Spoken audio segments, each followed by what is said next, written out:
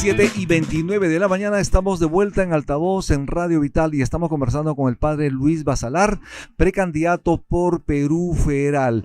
Padre, ¿cree usted efectivamente, usted lo ha insistido durante el bloque anterior, que el ahora presidente de la República de Transición, ¿cree usted efectivamente que va a continuar, va a lograr estar durante el tiempo previsto hasta julio del 2026? Dígalo con claridad.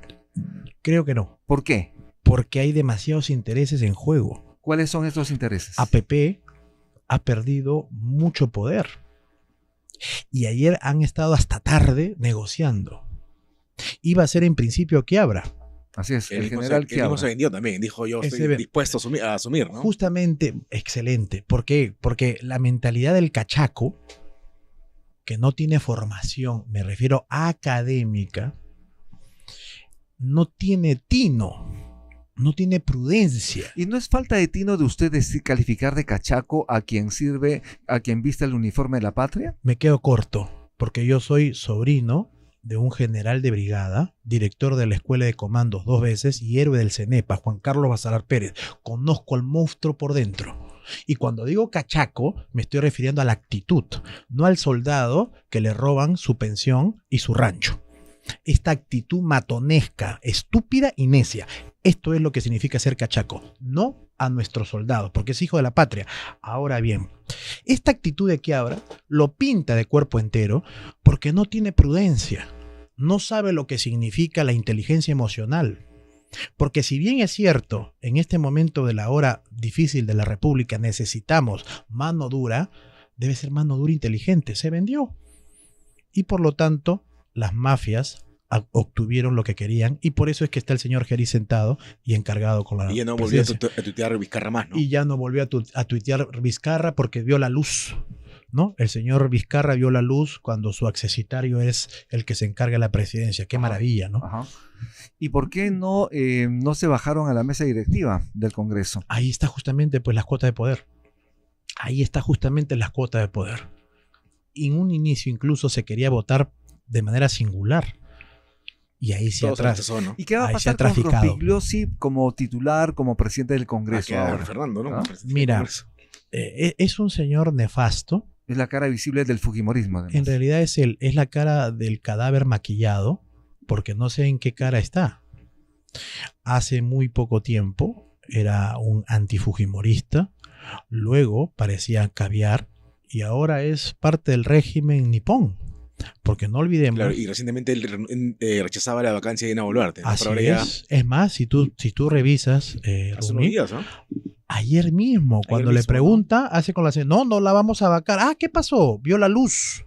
Leyó la exhortación apostólica del Papa León XIV. No, pues. O sea, el país lo sabe, lo siente, lo percibe. Cómo se han repartido el Perú y cómo se lo siguen repartiendo. Por lo tanto, yo creo que esto es lo peor que le va a pasar y estoy seguro que incluso van a haber mayores manifestaciones. Sí. Una situación difícil para el país porque no solamente tenemos crisis política, esperemos que se arreglen las cosas. El problema fundamental que estamos viviendo y que sufrimos los peruanos, los transportistas, las amas de casa, los bodegueros, los barberos, la señora que vende el desayuno en la esquina, la tía Veneno, son extorsionadas. Geri podrá solucionar esto, ¿no? Fíjate tú el discurso que se mandó este señor ayer. Con el respeto a la tía Veneno que vende su riquísimo su maquita con su pancito con huevo. ¿Eh? Oye, con mucho cariño y respeto. Oye, Rumi, es más, cuando hemos ganado el premio del mejor desayuno, he dicho, bacán, bellísimo que hayamos ganado el chicharrón, pero olvidamos que el chicharrón fue traído por España y que la cebolla es de Asia y que la fusión del Perú le ha hecho esa fusión extraordinaria. Bienvenido, pero el desayuno del peruano no es ese, ¿ah? Perdóname, Rumi. El desayuno es lo que has mencionado, nuestra avena, nuestra quinoa, nuestra kiwicha, nuestra maca y nuestro pan con queso y nuestro pan con huevo, si tenemos todavía aunque sea 2 soles más. Sí. Entonces hay que ver las cosas claras, sin romanticismo. Así que yo coincido contigo.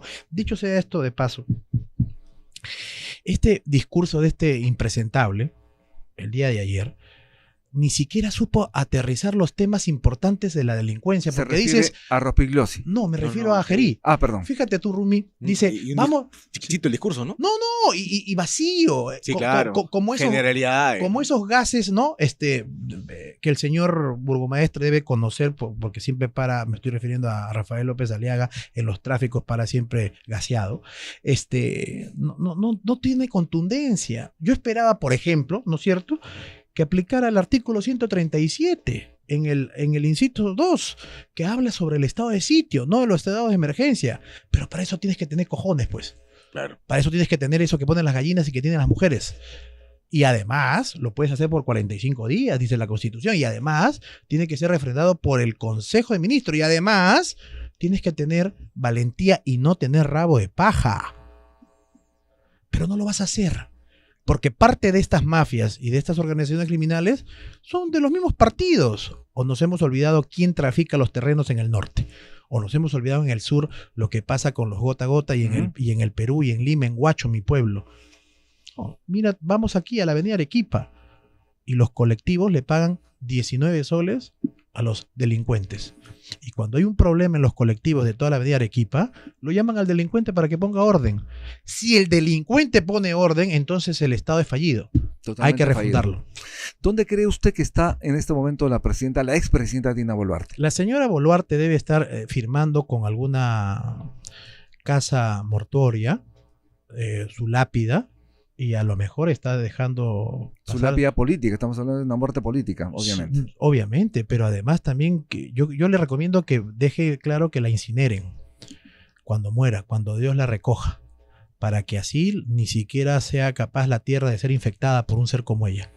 Qué fuertes sus palabras, padre. Me quedo corto. Parece que estuviese odiando a una persona, a una No. expresidenta. Yo repudio y odio la maldad, el pecado. Con el mal no se tranza, no se conversa. ¿Tan no mala se dialoga. persona es Dina Boluarte? Pésima, horrenda como ser humano, gangrenada su alma, no tiene espíritu, no tiene vísceras, se ha burlado del país y hoy va a pagar las consecuencias.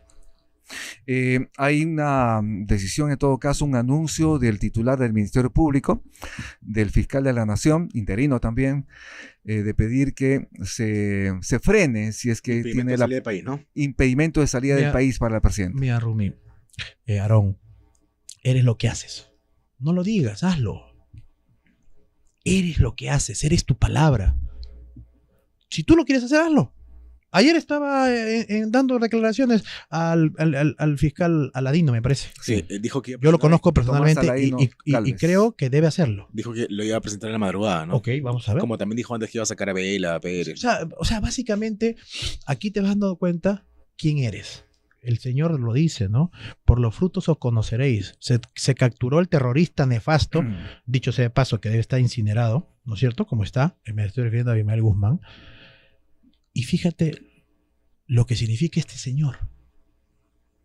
Este destruyó la patria con el terrorismo y su vida marcó un antes y un después. Esto mismo significa cuando digo, por los frutos os conoceréis. ¿Cómo se captura a este delincuente, a este terrorista, Abimael Sin Guzmán? dispararle una sola bala. ¿Sabes con qué? Por su basura los conoceréis. Porque a través de la basura se pudo detectar las medicinas que usaba, Exacto. los cigarrillos que fumaba, y ahora con la basura que ha dejado Boluarte ya sabemos dónde debe ir. Y este Congreso nefasto, con rarísimas excepciones, quizá uno o dos. Padre Luis Basalar, ¿por qué usted quiere ser presidente de la República? ¿Por qué los peruanos deberían votar por usted? Yo considero que lo más importante es la voz del que no la tiene. Esto es bíblico. Ok, entonces levantamos una voz y cambiamos la patria. No, pues es una voz que se enfrenta a la élite, al establishment, al sistema. No para destruir la patria, sino para refundarla. Ejemplo, yo no creo en la expropiación. Yo no creo en ningún modelo que no sea el propio nuestro desde una economía mixta. Es decir, brutalmente capitalista hacia afuera, pero inteligentemente y asociativa hacia adentro, donde el Estado tenga una participación de planificación con la inversión privada. Lo que pasa en Singapur, lo que hace China y los países nórdicos. No hemos inventado la pólvora, pero sí, como dice Mariátegui, desde nuestra perspectiva, porque no somos una nación. somos un conglomerado de naciones, de etnias, de culturas. Y el único inca que supo entender esto por encima de Pachacute, siendo quechua, fue Túpac Yupanqui, porque unió la patria respetando la diversidad. Por lo tanto, desde aquí es la razón de ser de por qué el Partido Democrático Federal me ha puesto como precandidato. ¿Y va a postular solamente la presidencia o también a la Cámara de Diputados? Mira, según mis asesores, yo debería tomar esa decisión pronto, pero yo considero que eso lo va a decidir el partido. En eso somos estrictamente disciplinados. Y desde aquí auguro con Armando Macé una plancha y una fórmula única, ¿no? Luis Alberto Sánchez decía que el Perú es un país, retrato de un país adolescente. Somos un país adolescente, no logramos la mayoría de edad. Es decir, no podemos poner las cosas bien en beneficio de los peruanos, que requieren obviamente salud, educación, que requieren un país en paz para que los inversores lleguen y generen empleo. ¿Qué propone usted al respecto, padre?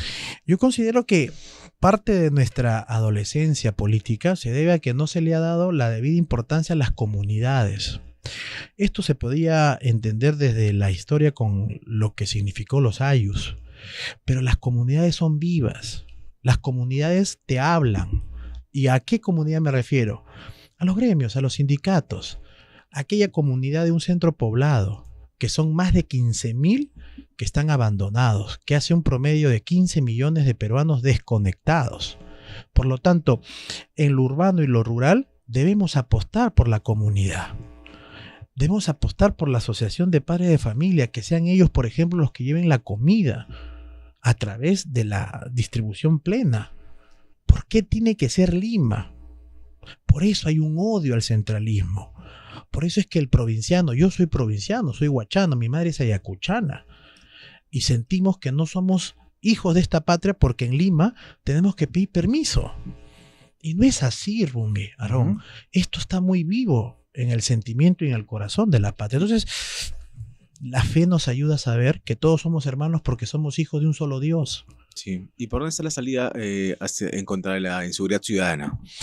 Mira, yo considero que es importante 3 elementos. Primero, el estado de sitio, que lo ampara esta moribundísima Constitución.